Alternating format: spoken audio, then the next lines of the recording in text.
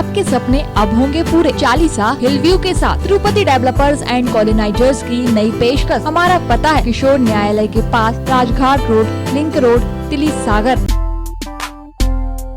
सागर शहर के कैंट थाना क्षेत्र स्थित गुरु गोविंद सिंह वार्ड में 13 जून को बकरा बांधने को लेकर हुए हत्याकांड में नया मोड़ आ गया है।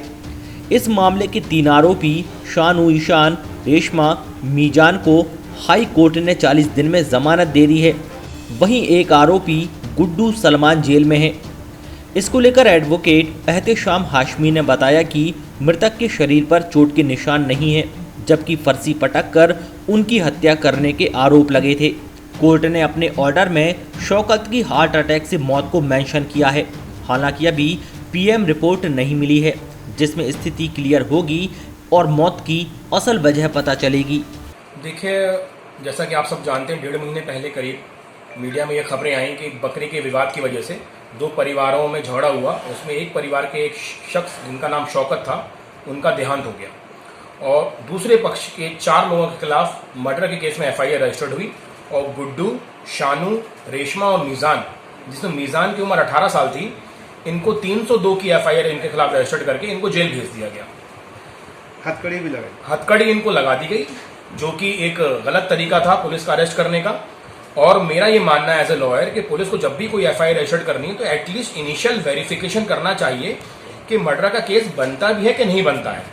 जहाँ ये इंसिडेंट बता रहे हैं वहाँ पे एक कनासिया स्कूल भी है, जहाँ पे सीसीटीवी कैमरे मौजूद हैं।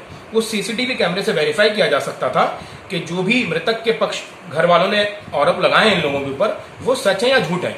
लेकिन इस पूरे झूठे केस में 4 लोगों को 302 की धारा लगा के जेल भेज दिया गया। मुझे लगता है ये गैर कानूनी है। सेशन कोर्ट से हमारी बेल रिजेक्ट हुई क्योंकि एमएलसी रिपोर्ट, पोस्टमार्टम रिपोर्ट नहीं आई थी कोर्ट में। उसके बाद हमने हाई कोर्ट में अप्रोच किया और ऑनरेबल हाई कोर्ट से हमें न्याय मिला है, जिसमें से शानू को, रेशमा को और मीज़ान को बेल कल ऑनरेबल हाई कोर्ट ने दे दी है। गुड्डू की बेल में अभी कुछ और वक्त लग सकता है क्योंकि कुछ मेडिकल रिपोर्ट्स आना बाकी हैं। लेकिन मेरा एज अ लॉयर आपसे बात करने का आज मकसद ये है कि पुलिस महकमे को भी और सागर की जनता को और हमारे पूरे प्रदेशवासियों को भी इस बात का कम से कम ध्यान रखना चाहिए कि मीज़ान जैसे, गुड्डू जैसे और रेशमा जैसे जो बेगुनाह लोग हैं उनको फंसाया ना जा सके।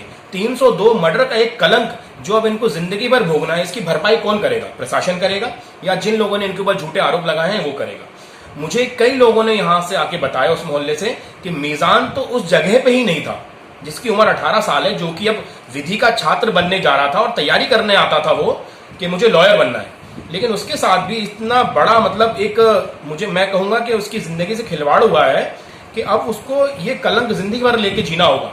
मेरा आप पत्रकार महोदय बंधुओं से, हमारे पत्रकार भाई बहनों से ये अनुरोध है कि इस केस की सच्चाई आप लोग जानिए, आप लोग एफआईआर पढ़िए और हाईकोर्ट का जो ऑर्डर आया वो पढ़िए। उसके बाद आप पूरी जनता को, सागर की जनता को सच बताइए कि किस तरह से एक परिवार ने झूठे आरोप लगा के एक पूरे परिवार की जिंदगी को तहस नहस कर दिया। उनके ऊपर एक बदनुमा दाग, उनको पैसे भी उनके इतने खर्च हुए और जेल में उनको 40 दिन रहना पड़ा। इसकी भरपाई अब कौन करेगा? प्रशासन करेगा या वो पुलिस ऑफिसर्स करेंगे जिन्होंने झूठा केस बनाया है, या फिर जिन्होंने झूठी एफआईआर रजिस्टर कराई उनको करना है? अभी तो इनिशियल स्टेज पे जमानत मिली है, अभी तो वर्डिक्ट आया नहीं है, तो ये कहना कुछ जल्दबाजी नहीं है। देखिए, मैं तो उनका काउंसिल हूं और मैंने सीसीटीवी फुटेज में देखा है और मैंने अपने लेवल पे जो वेरिफिकेशन किया है तो मृतक की मृत्यु हार्ट अटैक से हुई है। कोई भी ऐसा एक्सटर्नल इंजरी मार्क नहीं है, जो कि आप हाईकोर्ट की ऑर्डर शीट में भी देख सकते हैं।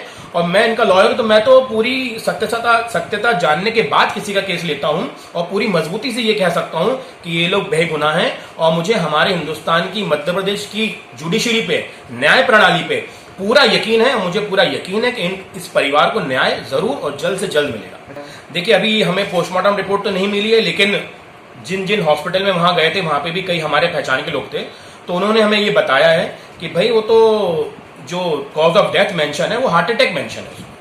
और जैसा कि एफआईआर में लिखवाया गया था कि इतना बड़ा पत्थर उनके ऊपर पटक दिया गया। आज जरा सा पत्थर भी किसी को लगता है तो खरोच तो आती है, एक भी खरोच का निशान कुछ भी उनके ऊपर नहीं है। और जिनकी मृत्यु हुई है उनके हार्ट अटैक से हुई है, इस बात का सबूत पुलिस थाने के सीसीटीवी फुटेज और जो सदर में एक हॉस्पिटल, उसका नाम मुझे अभी याद नहीं आ रहा, उस हॉस्पिटल में वो गए थे, वहां भी उन्होंने चेक कराया। उनको फिर बड़े हॉस्पिटल रेफर किया गया कि आपको हार्ट अटैक की शिकायत है तो आप वहां दिखाइए। तो हॉस्पिटल से भी ये वेरीफाई किया जा सकता है कि उनकी मृत्यु हार्ट अटैक से हुई है, ना कि किसी इंजरी से या किसी के मारने से। हाईकोर्ट ने शानू को, रेशमा को और मीजान को बेल दी है और हाईकोर्ट के ऑर्डर में भी ये मेंशन है कि ये 323 लाइट झगड़े का केस हो सकता है, लेकिन ये मर्डर का केस प्राइमा फेशियल नहीं बनता है, क्योंकि कोई भी एक्सटर्नल या इंटरनल इंजरी मार्क ऐसे नहीं थे बॉडी पे जिससे कि ये साबित हो सके या ये सोचा जा सके या ये प्रिज्यूम किया जा सके कि ये एक हत्या का केस है। आपके सपने अब होंगे पूरे। चालीसा हिलव्यू के साथ तिरुपति डेवलपर्स एंड कॉलोनाइजर्स की नई पेशकश 7.83 एकड़ में आवासीय प्लाट चालीसा हिलव्यू। सर्व सुविधा युक्त कॉलोनी में सभी साइजों में आवासीय प्लाट उपलब्ध है। पूर्णतः वैध कॉलोनी, संपूर्ण रूप से covered campus, guard room, park, 24 घंटे सीसीटीवी से सुरक्षित कैंपस, चौड़ी सीसी रोड, प्राकृतिक सुंदर पहाड़ों के बीच स्थित कॉलोनी, प्रदूषण मुक्त वातावरण, वाटर सप्लाई ओवरहेड टैंक द्वारा, सीवर लाइन हेतु सीवरेज ट्रीटमेंट प्लांट, सुंदर स्ट्रीट लाइट, राष्ट्रीयकृत बैंकों से फाइनेंस सुविधा उपलब्ध है। तो आज ही संपर्क करें। हमारा पता है किशोर न्यायालय के पास, राजघाट रोड, लिंक रोड, तिली सागर।